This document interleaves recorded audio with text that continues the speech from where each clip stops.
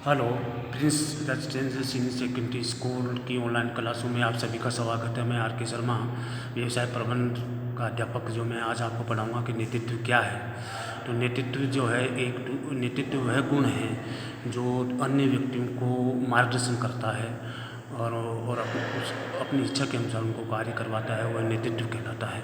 और नेतृत्व का अर्थ यही है कि अपने अनुसार, अपनी इच्छा अनुसार अन्य व्यक्तियों से कार्य करवाना या मार्गदर्शन करना ही नेतृत्व कहलाता है, जिसको लीडरशिप कहते हैं। नेतृत्व की जो परिभाषाएं हैं वो 3 विद्वानों ने बताई है। वो 3 विद्वान जो है, सबसे पहले है चौथ टेरी के अनुसार। टेरी ने कहा है कि अन्य व्यक्तियों से, व्यक्ति समूह से जो है उचित ढंग से कार्य करवाना या उसको प्रेरित करना ही नेतृत्व कहते हैं। तो देखिए, टेरी के अनुसार जो परिभाषा दी है, टेरी के अनुसार जो बताया गया है, टेरी और जो चौसा टेरी ने कहा है के अनुसार नेतृत्व व्यक्तियों को पारस्परिक उद्देश्य के लिए उचित ढंग से प्रेरित करना ही नेतृत्व कहलाता है। इसके बाद दूसरा जो विद्वान है फ्रैंकलिन जे टेरी के अनुसार, फ्रैंकलिन जी मूरे ने कहा है, इसके अनुसार कहा कि नेतृत्व व्यक्तियों को नेता की इच्छा अनुसार क्रिया करने को तैयार करना ही नेतृत्व कहलाता है। इसके अनुसार कि नेतृत्व व्यक्ति को नेता की इच्छा अनुसार क्रिया करने के लिए तैयार करता है या कार्य करने के लिए तैयार करता है, उसको नेतृत्व कहते हैं। तो बहुत अच्छी परिभाषा दी है कि नेता की इच्छा अनुसार क्रिया करने के लिए जो तैयार करता है उसको नेतृत्व कहते हैं। विरिच और कुंटस के अनुसार नेतृत्व व्यक्तियों को प्रभावित करने की कला और प्रक्रिया है। नेतृत्व व्यक्ति को प्रभावित करने व्यक्ति को प्रभावित करने की कला और प्रक्रिया, जिसे वह अच्छे से कार्य कर सके। इसके बाद जो मैंने आपको बताया कि 3 परिभाषाएं हैं। नेतृत्व का अर्थ बताया, नेतृत्व का आशय उस गुण से है जिसके माध्यम से कोई व्यक्ति अन्य व्यक्ति को मार्गदर्शन करता है, उसको नेतृत्व कहते हैं। लीडरशिप जो है पूरा अच्छा होना चाहिए। परिभाषा चौथ टेरी के अनुसार कहा कि व्यक्तियों को पारस्परिक उद्देश्यों के लिए उचित ढंग से प्रेरित करना। इसके बाद 3 परिभाषाएं आपके सामने बताई गई है। इसके बाद निष्कर्ष है कि उपयुक्त परिभाषाओं के अध्ययन के बाद हम नेतृत्व दूसरों को प्रभावित करने और उसकी क्रियाओं को मार्गदर्शन करना है, जिससे वह सब मिलकर एक उद्देश्य के लिए प्राप्त करते हैं, उद्देश्य प्राप्त करते हैं।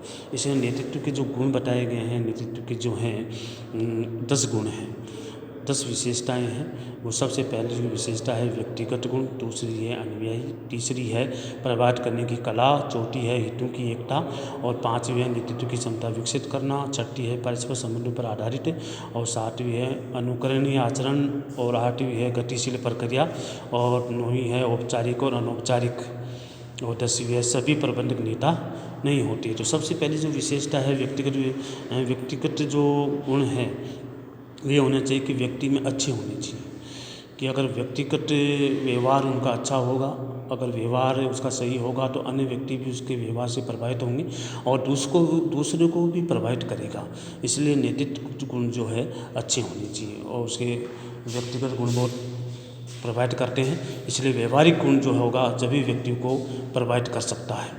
दूसरा जो बताया गया अनुयायी का मतलब होता है कि अगर उसमें ऐसे गुण हों, उसको प्रभावित करने की क्षमता हो, तो अनुयायी उनके होने चाहिए, उसको प्रभावित होना चाहिए। व्यक्तिगत गुण ऐसे होने चाहिए कि अनुयायी उनके बन सके, उनके जो है समर्थक बन सके, उसके जो गुणों को प्रभावित करने या उनके प्रति आकर्षित हो सके, ऐसे गुण उसमें होने चाहिए। तो इसलिए अनुयायी उनके अधिक से अधिक होने चाहिए। अगर अनुयायी अधिक से अधिक होंगे तो उसका व्यक्तित्व, उसका नेतृत्व जो है बहुत अच्छा होगा।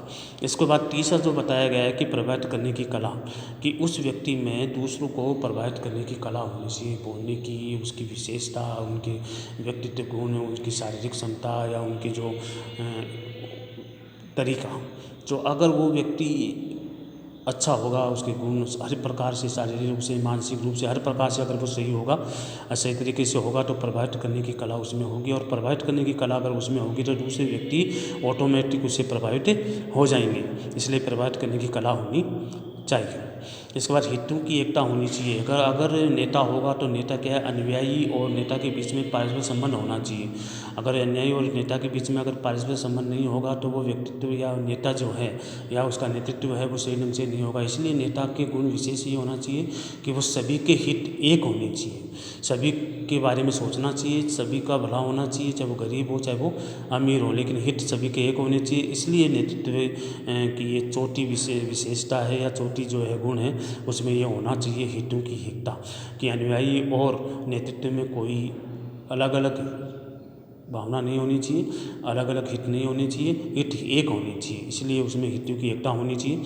पांचवा है नेतृत्व की क्षमता विकसित करना। पांचवें के है कि अगर व्यक्ति को कोई अगर नेतृत्व बनाना है तो व्यक्ति को अगर नेतृत्व करना है तो उसमें शिक्षण और प्रशिक्षण के माध्यम से व्यक्ति अपने नेतृत्व गुणों को विकसित कर सकता है और अपनी ट्रेनिंग ले सकता है और उसको विकसित करने की कोशिश कर सकता है। उसे वो करेगा शिक्षा और प्रशिक्षण के माध्यम से ही वो अपने नेतृत्व की क्षमता को विकसित कर सकता है।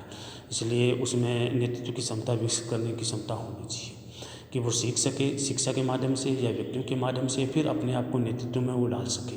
इसलिए नेतृत्व के विकसित करने की क्षमता उसमें होनी चाहिए। छठा है पारस्परिक संबंधों पर आधारित होनी चाहिए कि जो भी हित करे या जो भी कार्य करे वो पारस्परिक सभी का हित होना चाहिए, एक दूसरे का हित होना चाहिए, सभी का हित समान होना चाहिए, जब भी उसमें नेतृत्व के गुण आएंगे और नेतृत्व के गुण प्रोवाइड करेंगे।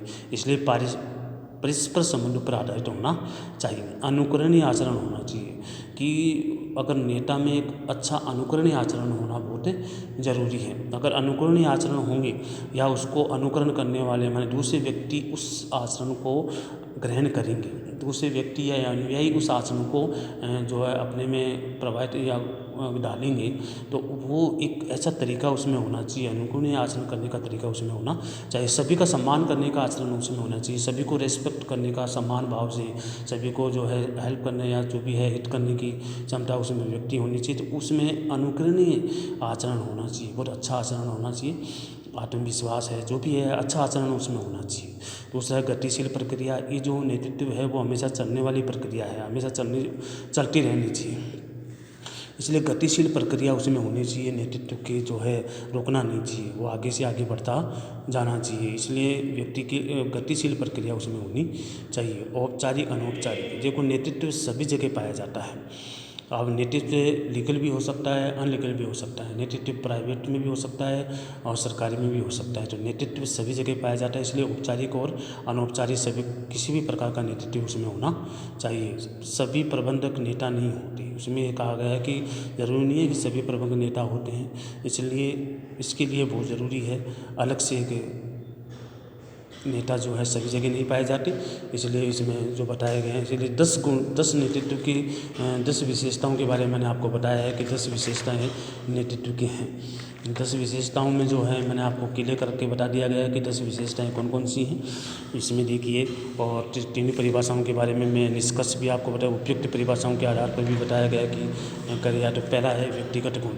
व्यक्ति एक अच्छा नेता का जो है व्यक्तिगत गुण नेतृत्व को प्रोवाइड करता है। अतः ये गुण स्वयं का गुण होता है जिसे उसका व्यवहारिक गुण माना जाता है। तो व्यक्तिगत जो गुण है वो स्वयं का व्यक्तिगत गुण जो है स्वयं का होता है जिसको व्यवहारिक गुण माना जाता है, क्योंकि एक नेता अपने व्यवहार से ही अन्य व्यक्तियों को प्रभावित करता है, इसलिए उसी आधार पर मार्गदर्शन करता है। तो ये पहला हो गया व्यक्तिगत गुण, बहुत इम्पोर्टेंट गुण है जिसको बोलते हैं व्यक्तिगत गुण। दूसरे अनुयायी हैं। नेता में एक नेता के अधीन अनुयायी होने चाहिए, बिना अनुयायियों के नेता की कल्पना नहीं की जा सकती, इसलिए जो है उनके पास अनुयायी होना बहुत ज़रूरी है, क्योंकि अधीनस्थ और अनुयायी होने पर ही उसका नेतृत्व विकसित हो सकता है, उसका नेतृत्व प्रभावित कर सकता है या नेतृत्व आगे चल सकता है। प्रभावित करने की कला उसमें होनी चाहिए। नेता को अपने अनुयायियों को अपने प्रभावित करने की जो है ऐसी कला ही जिससे वह स्वेच्छा से सभी व्यक्ति को जो है अपनी ओर आकर्षित कर सके।